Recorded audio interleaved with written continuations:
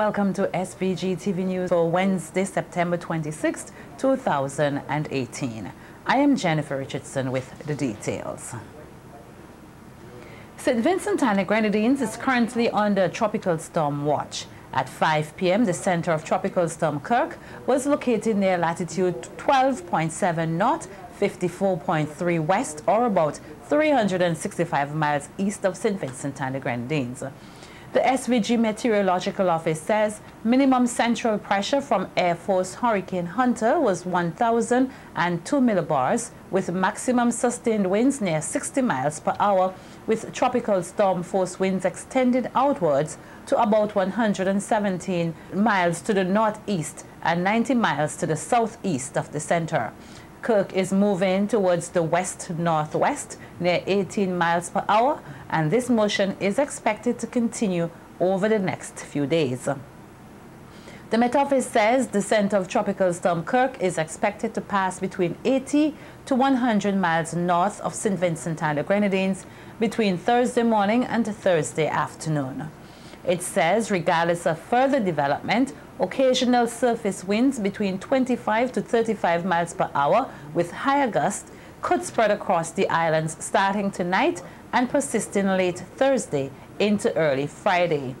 Moderate to heavy showers, periods of rain, and scattered thunderstorms can be expected, with rainfall accumulations of 2 to 4 inches and even greater in mountainous areas between Wednesday night and Friday. Residents are asked to take the necessary precautions. The Met Office also says that by late Friday, the northerly swells generated by post-tropical cyclone Leslie are expected to propagate southwards, with swells 6 to 10 feet possible on the northern and eastern coast. A high surf advisory and small craft warning is also now in effect until 6 a.m. on Monday, the 1st of October. All schools will be closed tomorrow as Tropical Storm Kirk approaches SVG. This was announced by Acting Prime Minister Montgomery Daniel following a meeting of the National Emergency Council this afternoon. This evening at NEMO's office, we would have met as a National Emergency Committee, and we would have had tremendous discussions where the committee took the position, as advised by NEMO, to have all schools closed tomorrow. We realized that the impact of the weather condition will be forceful as at 8 a.m. in the morning, that is Thursday morning, and will continue on that direction until around approximately 8 p.m. tomorrow evening. Daniel said NEMO will carry out a further assessment, after which it will be decided if public servants will go to work. We also looked at, of course, where other civil servants will be impacted, and this decision we will make tomorrow to see, after the assessments are made, to see whether or not, if the conditions will not be favorable for civil servants to work. The Acting Prime Minister said that BRAXA has put measures in place in the event of flooding. All of the units are mobilized, and BRAXA is also asked to ensure by tomorrow morning all of the drains leading to AIA, to the E.T. Joshua, the old E.T. Joshua Airport, and to the Milton Cato Memorial Hospital, to make sure that all those drains are cleared in the event of heavy rains. So that NEMO has been tracking the storm and to be able to advise us as to what are the best alternatives as we prepare for Tropical Storm Kirk at this time. Meanwhile, NEMO's director Michelle Forbes said all shelters are on standby. in the event that we have to activate the shelters, so they will not be, say, open per se because it's tropical storm watch. So all shelter and shelter managers have been placed on standby by the Ministry of Education, who are the ones responsible for emergency shelters throughout St. Vincent and the Grenadines. To emphasize, the small craft warning will be in effect from this evening. We are expecting to have waves up to 12 feet, and therefore the small craft advisory will be in effect from 6 o'clock this evening, the Met Office has advised. So we are asking fisher folks and those persons, sea bathers, to take necessary cautions, and that will be extended until Monday. Meanwhile, several Liat flights have been disrupted due to Tropical Storm Kirk. Liat said in a statement today that in the interest of passenger and crew safety, several flights have been cancelled and or retimed, and that the airline will continue to track the system and update passengers on changes to its schedule. 2 of the cancelled flights will affect passengers traveling into and out of St. Vincent. They are Liat Flight 769 from Barbados and Liat 770 from St. Vincent to Barbados. Liat says passengers who have been affected may rebook by contacting its call center prior to the departure time of their originally scheduled flight.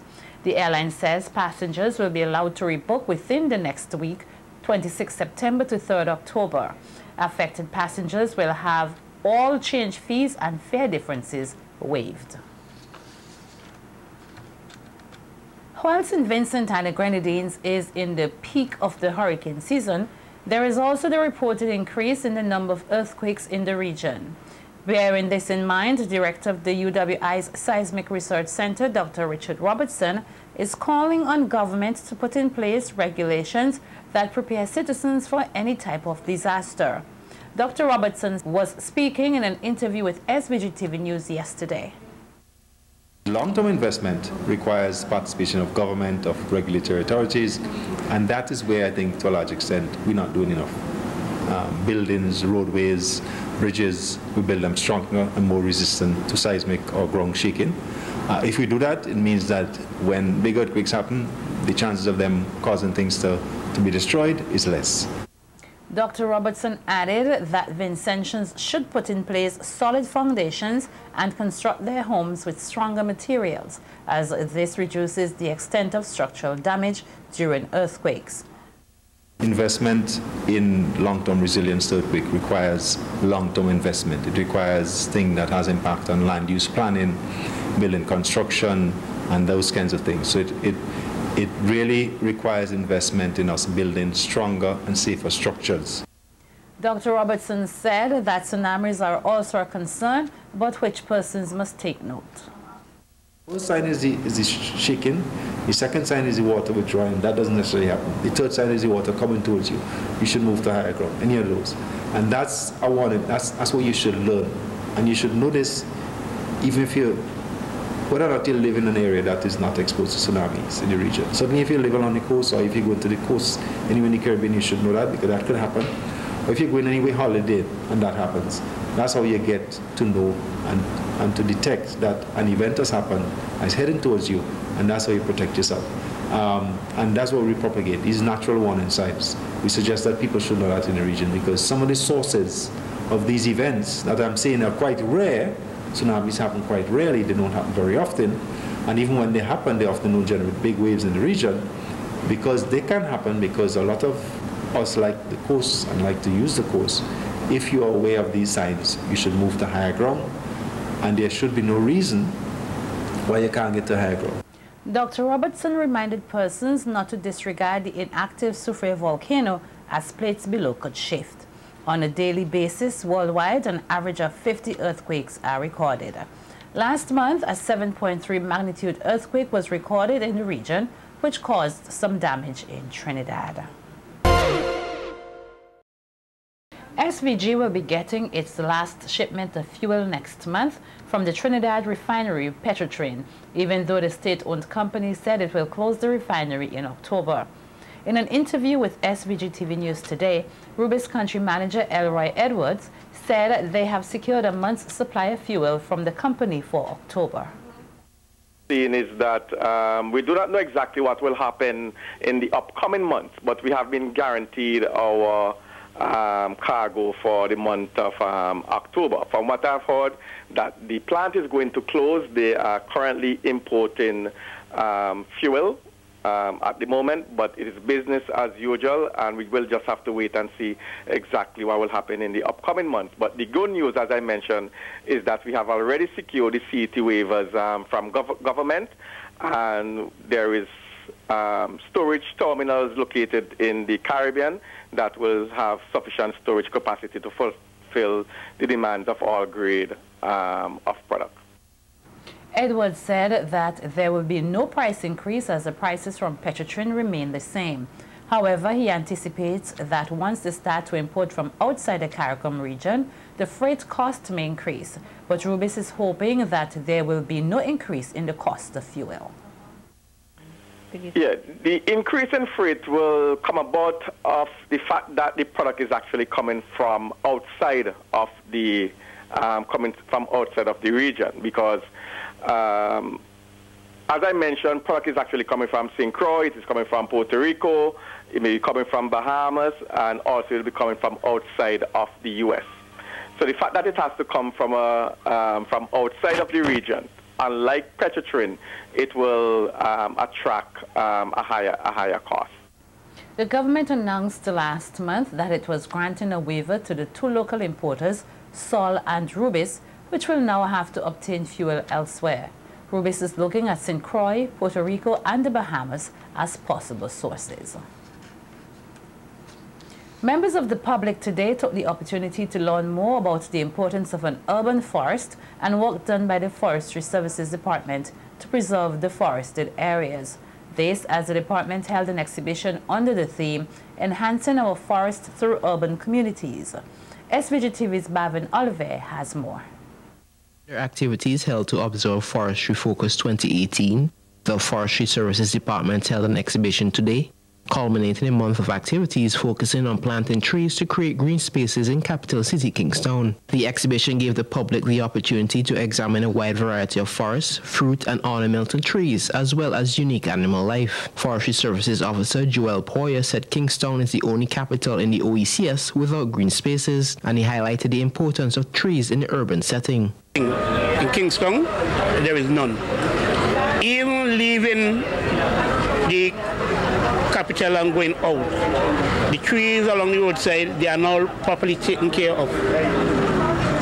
So the purpose of them sometimes may seem insignificant, although they are significant, because trees help to reduce pollution, reduce stress, beautify the area, and enhance life and improve the value of properties and those sort of things. They are home for wildlife, bees and insects, and numerous things to mention. So that is why we are here today, highlighting the importance of the urban forests and why we should manage and take care of them. He said the exhibition also serves to create awareness on matters of climate change. So it is important that we get the message across also too, that this is not just about forestry and urban forestry. It's about addressing climate change, because we in St. Vincent and the Grenadines made to take heed and protect our country, which in fact will help to protect the entire world. The world is crying out, and we have to play our part and role. What are we going to leave for the future generation? Is it we're going to enhance life, or are we going to take away and make their life worse off? The Forestry Services Officer said the urban forest is a home to the owl and certain species of snake. He also took the time to clear up what he said are misconceptions about these two creatures. But the first primary thing are rodents, mice, and cockroaches. That is what the owl feed on. The snakes that within the urban area are the Congo snake and the white snake.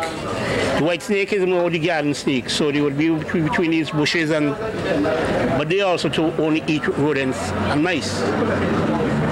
Cockroach, a lizard. They are not poisonous and they will not attack you. Congo snake, likewise. So we need to distill the phobia that people have towards, and fear that people have towards these animals. Activities for Forestry Focus 2018 began on the 3rd of this month and saw forestry officers engaged in a range of activities. These included tree cutting and planting exercises on the windward and leeward ends of mainland and water quality testing on Beckway. They were also engaged in forestry walks and radio programs to sensitize the public on the importance of responsibly managing the forestry resources. For SVG-TV Evening News, I am Bafin Oliver.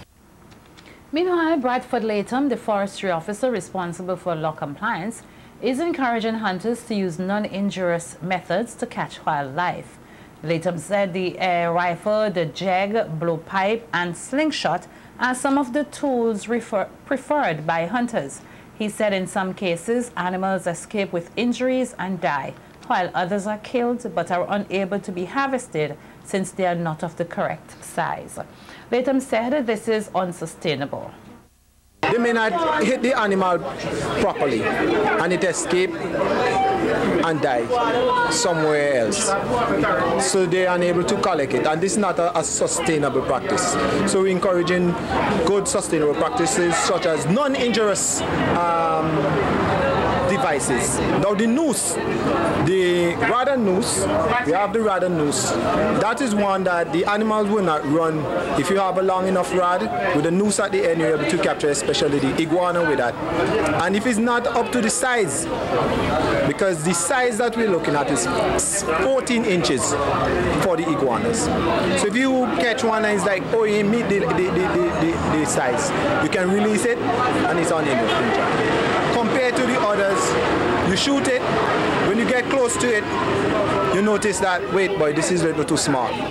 So that's why we encourage persons to use the non-injurious techniques. The hunting season for the manico, the agouti, and the iguana and the armadillo opened on September 1st. The law compliance officer, however, warned that even during the hunting season, no hunting is permitted in the forest reserves, and failure to comply would lead to legal action being taken and the seizure of hunting equipment. Latham said forest reserves are designed to allow the continued growth and development of the hunted species. Can engage to hunt using these devices, but however, if you are met with in reserves with any of these devices, it can be seized, and it will be seized because no hunting should be done within the wildlife reserves or forest reserves, especially like around Kingston. So we encourage our hunters to please restrain from entering any of these reserves to conduct any form of hunting. Now these areas where the wildlife able to replenish itself and seek protection during the open season. So if you are chasing a particular species and it goes into the Kingsley Reserve, you must discontinue your hunting. Latham said the use of chemicals to catch fish and other aquatic creatures is both illegal and unsustainable. He highlighted the use of baskets as a sustainable fishing tool. For fishing, we also have some best practices. We have the use of baskets. Baskets, when person catching crayfish, they could be able to take out the big ones that they want and release back the small ones. So this is a selective process. It's sustainable. Also, you will find yourself catch certain species inside it that you do not want, they can go back. Compared to persons who are engaged into illegal practices of chemicals that destroys all the wildlife within the rivers and streams. And improvise, if you do not have a basket, you could also use the fan cover. The fan cover can be used similarly like the basket.